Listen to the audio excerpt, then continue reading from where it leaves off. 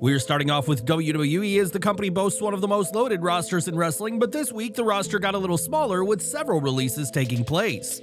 Akam, Razor, Paul Ellering, Cedric Alexander, Sonya Deville, and Blair Davenport have all been cut, with Fightful Select confirming reports of their exits. They add that calls were made to talent right as Smackdown went live, ending the WWE careers of several stars who no doubt had been hoping to do more on the road to WrestleMania 41. AOP were brought back to WWE in late 2023, and after being under contract for months, resurfaced on TV by aligning with Karrion Kross and Scarlett, forming the Final Testament. Despite being former tag team champions, the pairing of Akam and Razor mostly served as heavies for Kross and only ever competed for the World Tag titles once, back in June 2024. The pair's final match during this run with WWE came at a December 29th house show where AOP, Kross, and Scarlett lost to the Wyatt Six's Dexter Lumis, Joe Gacy, Eric Rowan, and Nikki Cross. It appears that the run for the AOP was doomed from the start, and according to sources, the pair had heat due to financial issues from business ventures outside of WWE. Some within WWE even speculated that this heat was why they were partnered with Kross, who is widely respected by those in the locker room. Paul Ellering proved to be another sticking point, as AOP reportedly pushed hard for Ellering to be a part of their return, though it didn't lead to much TV time. After the Wyatt Six angle collapsed when the Uncle Howdy-led group was moved to SmackDown, there weren't any plans for AOP or Ellering, resulting in their releases. Sonya Deville is a rare case, as she's not been released yet, but has been told that her contract with WWE will not be renewed, meaning she'll be a free agent in a matter of weeks. Deville joined WWE in 2015 as part of Tough Enough, and in addition to her lengthy partnership with Mandy Rose, served as an authority figure for over a year. After suffering an ACL tear in July 2023, Deville returned to form the Pure Fusion Collective with Shayna Baszler and Zoe Stark, but WWE has decided to move on from her. Deville's final match for WWE came earlier this week as she lost to Natalya at this past Monday's taping of WWE Main Event, and her last win was also on Main Event back in October. Cedric Alexander was outright released and will be a free agent in 90 days, and according to sources, multiple wrestlers in the Hurt Syndicate are expected to push Tony Khan to bring him in. After the Hurt business was split, Cedric found himself teaming with Ashanti the Adonis in SmackDown in early 2024, though the pairing was short-lived and would be moved to NXT. There, the pair officially split as Ashanti was a heel and Cedric was a face, and Alexander finished off his run as a mentor for Javon Evans. His final match was the January 28th edition of NXT, where he lost to Ethan Page, though he may not be a free agent for long if the Hurt Syndicate has its way. As for Blair Davenport, her call-up to the main roster came with no creative plans for her, which led to her release, though she's expected to draw major interest from companies around the world. Her final match saw her lose to Chelsea Green in a triple threat, including Bianca Belair back on November 22nd, and Fightful adds that WWE backstage names were especially surprised by her and Deville's releases. Fightful also reports that these releases are due to budget cuts or lack of creative direction, but WWE didn't update its internal rosters immediately after these cuts, suggesting more could be coming in the next few days. It remains to be seen where these stars will go next and who will be cut by WWE next, and where would you like to see these released wrestlers go? Let us know down in the comments section. Jey Uso kicked off SmackDown and spoke with Cody Rhodes, but the arrival of Jacob Fatu ultimately set up a match as the main event of the show. Rhodes and Uso bested Fatu in Tama Tonga, with Rhodes hitting crossroads on Tama after Jey sent Fatu over the announce desk. As Cody was celebrating, Solo Sikoa made his return by jumping into the ring and nailing Cody with a Samoan spike, and the show ended with Solo looking down at the American Nightmare. Sikoa had been spotted backstage before SmackDown this week, so his return was not a surprise to those in the know, but his return could be a game changer over WrestleMania season. Are you excited at the prospect of Sikoa returning to feud with Cody Rhodes, or should WWE have a different idea in mind for Solo? Let us know down below. While SmackDown ended with Solo standing tall, what happened after the show was odd, as the once proclaimed tribal chief was nowhere to be seen. After the show, Rhodes and Uso were able to take out Tama Tonga and Jacob Fatu, and it was bizarre that Solo walked away from this confrontation, as he would have given the heels the advantage. Whatever the case may be, Solo's return sent a bold message to Cody Rhodes during SmackDown, as the American Nightmare may not be yet done with Solo Sikoa. After his Royal Rumble loss, John Cena declared himself for the men's Elimination Chamber match, and now Cena's road to WrestleMania 41 just became a lot clearer. According to Brian Alvarez in the Wrestling Observer newsletter, Cena is locked in for the match, and WWE is planning for him to win and challenge Cody Rhodes for the WWE title. If this plan holds, Cena will be closer than ever to claiming a 17th World Championship and surpassing Ric Flair, and he's expected to return once he's done filming Matchbox in Hungary. Once that happens, Cena will become an almost regular weekly character leading into WrestleMania 41, but fans are wondering what direction WWE will take with Big Match John. Traditionally, a legendary star retires by stepping aside to elevate the next big name, in this case Rhodes, so having Cena pass the torch to Cody in his final year would be a logical move. However, with this being Cena's last WrestleMania, the focus shifts from long-term booking and endorsing Rhodes to creating an unforgettable moment in Las Vegas. Having Cena, a part-timer, win the title may not be the most practical idea for WWE, but making history with a dramatic win would certainly be a WrestleMania moment for fans. A Cena vs. Rhodes showdown would be a massive clash, pitting two of WWE's most popular stars of all time against one another with the top title on the line. We should know more about Cena's WrestleMania plans this time next month, but if he does face Rhodes in Las Vegas, the question remains, will WWE pull the trigger on John winning? Should WWE crown John Cena for a record-breaking 17th reign, or should Cody Rhodes continue his championship run? Share your thoughts in the comments. Drew McIntyre delivered a promo on Smackdown in which he addressed the backstage drama from the Royal Rumble Premium Live event. Drew shared that he tore things up backstage after the Men's Rumble, but realized he was angry at the toxic work environment from Monday Night Raw. McIntyre made clear that he's coming for Cody Rhodes and the undisputed WWE title, the same title that McIntyre was screwed out of back in 2022 at Clash of the Castle. Jimmy Uso came out and McIntyre would even mistakenly call him Jay, and Big Jim responded by arguing that he can say yeet or no yeet if he wants to. Jimmy wasn't there to moan about opportunities but rather make them, and the pair were then interrupted by LA Knight, the man who was the source of McIntyre's Rumble frustrations. Looking directly into the camera, Knight said it's okay for men to cry, but said there is such a thing as going too far, and mocked McIntyre, saying all he does is cry. Knight even referenced the story that his spots in the match got in the way of plans for Drew by saying he needed to get all his stuff in, a line that didn't go unnoticed by fans online. While McIntyre has nothing to cry about as he secured his spot inside the men's elimination chamber by defeating Jimmy Uso and LA Knight in triple threat action. After Jey Uso's Royal Rumble victory, WWE confirmed that the elimination chamber match will determine the challenger for the World Championship Jey doesn't choose to compete for. Cena declared his entry after finishing as the Royal Rumble runner-up, while CM Punk earned his spot by defeating Sami Zayn on Raw, and now Drew has joined the All-Star lineup. There was a great spot during the commercial break that was shown on Netflix as Drew got a table out, but after acknowledging the fans "We want tables" chant, put it back under the ring. Uso appeared to have the match won overnight, only for McIntyre to pull the referee out of the ring, breaking the count, and later on, Knight seemed poised to get the win. Knight countered an Uso splash and was poised to hit the BFT, but McIntyre struck with the Claymore before Knight could land his finisher, securing the pinfall. With 3 spots filled, there will be 3 qualifying matches left, with Rey Mysterio versus Logan Paul set for next week's Raw, and a meaty triple threat match for next week's SmackDown. That match will see Braun Strowman, Damian Priest, and Jacob Fatu collide before Finn Balor and Seth Rollins battle for the final spot during the following Raw. This win for McIntyre also marked his official return to SmackDown, which was confirmed by Adam Pearce this past Thursday.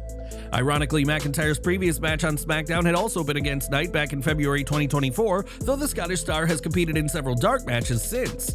Now Drew is fully on the brand he started his WWE career on and hopes to earn another world title match at WrestleMania by winning Inside the Chamber, just as he did last year. Now, Shinsuke Nakamura hasn't been prominently featured on SmackDown despite being the US champion, which is hardly a surprise given how WWE has handled his past title reigns. Nevertheless, Nakamura seems to have picked out his next targets as he was spotted in the background during a conversation between Cody Rhodes and The Miz. It wasn't clarified which star he'll be targeting, though given that Rhodes is already preoccupied, one would have to think that it'd be The Miz, a 2-time former US champion. Nakamura won the gold at Survivor Series from LA Knight, and 2024 also saw Nakamura start the year by feuding with Cody Rhodes before taking a lengthy break from WWE programming. Are you excited at the idea of Nakamura versus Miz for the US title, or should the champion be targeting somebody else? Let us know your thoughts in the comments. After the beating he took on Raw, Sami Zayn won't be stepping into the ring anytime soon, and on SmackDown, Joe Tessitore delivered a grim update. Tessitore shared that Zayn is out of action indefinitely after being given a package piledriver by Kevin Owens, an act that came after KO blindsided his so-called friend. Before being attacked, Zayn had lost an Elimination Chamber qualifier to CM Punk, and Owens' attack didn't just leave Zayn down, but left him motionless in the ring. WWE medical staff had to stretcher Sami out of the arena, and now Owens has revealed a video message from his car in which he blames Zayn for all that's happened to him. Owens argued that Zayn was just standing by while Cody Rhodes tried to end his career at the Royal Rumble in the brutal ladder match between the WWE Champion and KO. Owens also pointed out that Zayn rushed to help Roman Reigns last year before making clear how he feels about his former tag team partner. He said, "You just stood there and watched while Cody tried to end my career. Worse, I think he was actually trying to end my life in that Rumble. But you did nothing. You're a horrible friend. You're a disgusting human being. I'll never forgive you." Just when it seemed Owens had said all he needed to say, he added a chilling warning stating that he was going to make Sami pay for all that has happened to Owens. With Owens promising payback, this could be a big feud heading into WrestleMania, but for now, Sami Zayn has officially been sidelined, but fans will get to see plenty of Kevin Owens. Fightful Select reports that KO has signed a new 5-year contract with WWE after his previous deal was set to expire at the end of 2024 or early 2025. PW Insider reports that Zayn is expected to return just in time for this April's Super Show. And are you excited for Zayn versus Owens? Sound off in the comments.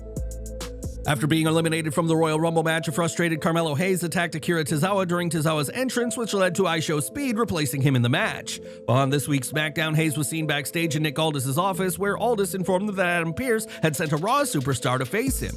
Hayes wasn't interested until learning that he'd be facing Tozawa, who started the match with high energy, but Hayes ultimately secured the victory over the Alpha Academy member. There was a spot in the match when Hayes accidentally kicked the ref during a kickout, and fans could see him apologize immediately and ask if she was alright while still selling.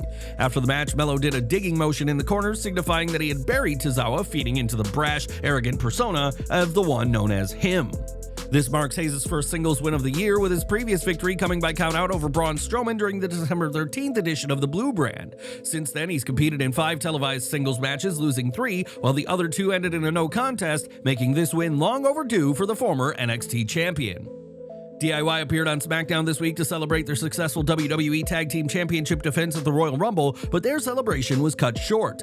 DIY retained the gold by defeating the Motor City Machine Guns thanks in part to the Street Profits, but on Smackdown, it was Pretty Deadly who confronted the champs.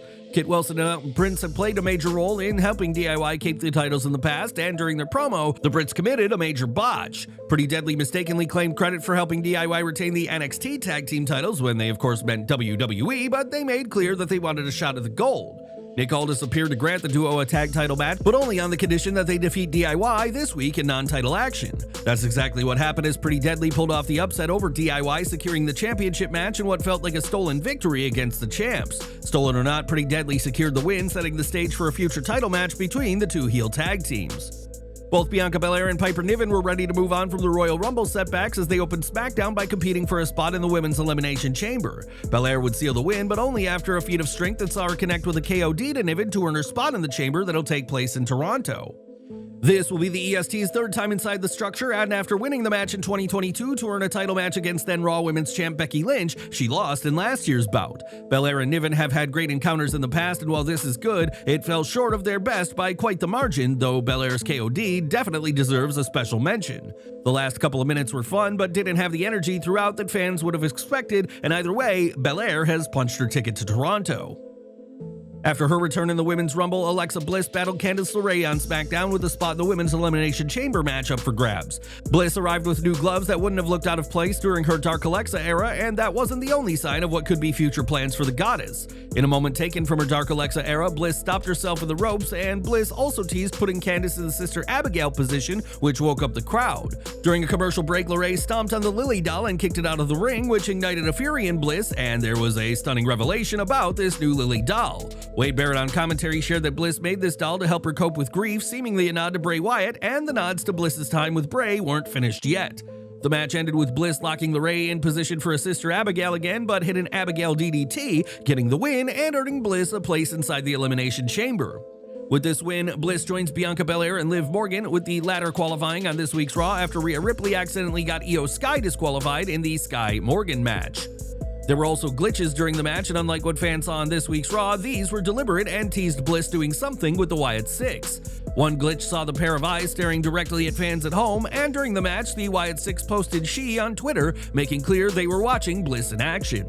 This confirms that Bliss is the "she" that the faction has often alluded to, but the question is whether Bliss will join the Wyatt Six. Fans will have to stay tuned to find out.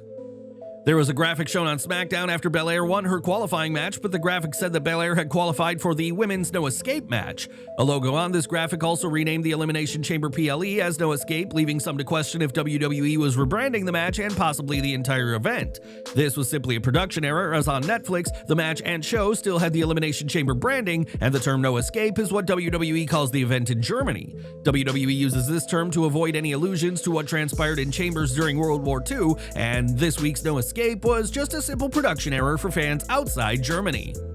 Charlotte Flair was confronted by Tiffany Stratton on SmackDown, and Flair mocked Tiffany for begging her to choose to face the women's champion at WrestleMania 41. Nia Jax and Candice LeRae interrupted to make clear that all this talk of a title match in April is premature, adding that she'll face Stratton for the title on next week's SmackDown. Jax is focused on ending Stratton's reign as quickly as it started, and remains to be seen who Charlotte Flair picks as her opponent for WrestleMania 41.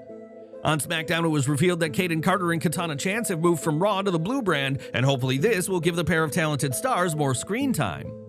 There was a very captivating video promo from the Street Profits who cemented their heel turn fans saw at the Royal Rumble with what they had to say this week. Both men were clearly angry over what has happened, as they should be given how many years have passed since either man held any gold in WWE. The pair alluded to being overlooked in the past, and hopefully this edgier mean streak will propel Ford and Dawkins back into the title picture and a possible title reign.